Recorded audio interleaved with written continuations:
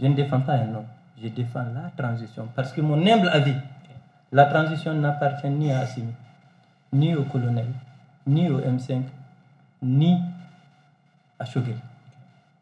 La transition appartient à tous les Maliens. Le jour où ça va s'écrouler sur nous tous. Comme en 2012, 3 régions sont tombées parce qu'on a suivi un bidas qui est venu, un aventurier. La même chose va nous arriver. Ou pire, surtout maintenant, la dynamique vers laquelle nous sommes en train d'aller.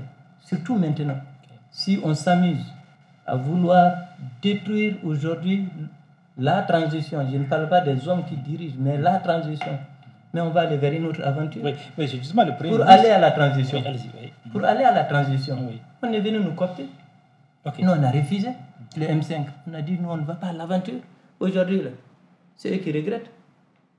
Le Premier ministre, pour revenir à lui, il doit parler de tout. On ne peut pas parler de la lutte contre la corruption.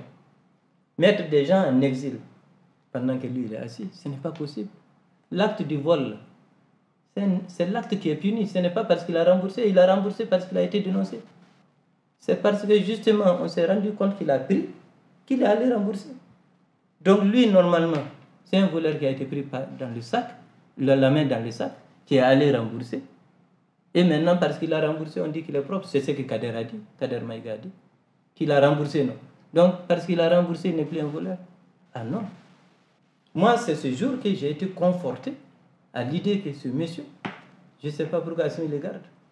Moi, dès lors qu'il y a des gens qui sont sortis pour dénoncer, et puis il sort, il insulte son bienfaiteur.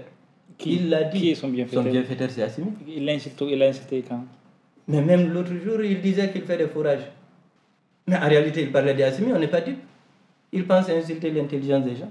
Il dit qu'un homme politique n'est pas fait pour faire des fourrages, c'est la corruption, etc. Lui, qu'est-ce qu'il fait de ces 75 millions de souveraineté?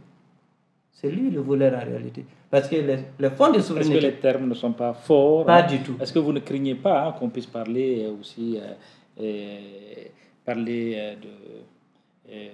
des propos subversifs Mais je n'en ai pas fait. C'est lui qui a ouvert la boîte à Pandore. Il a dit que quand on est chef d'État, quand on est chef à un certain niveau, on doit accepter d'être critiqué. C'est lui qui l'a dit et c'est pour cela qu'il critique. Donc lui-même, il nous donne l'opportunité de les critiquer. Parce qu'il dit clairement que quand on est chef, ou bien on va dans le champ. Donc tant qu'il est Premier ministre, désormais, nous on peut les critiquer. Et ce n'est pas moi qui dis qu'il est voleur. Je répète ce que les gens ont dit. Dans les émissions, Kassim Tapo l'a dit, d'autres avocats l'ont dit, Batili l'a dit, il n'a jamais contredit. Et ses soutiens, Kader Maïga l'a dit lors d'une émission, pour dire qu'il a remboursé.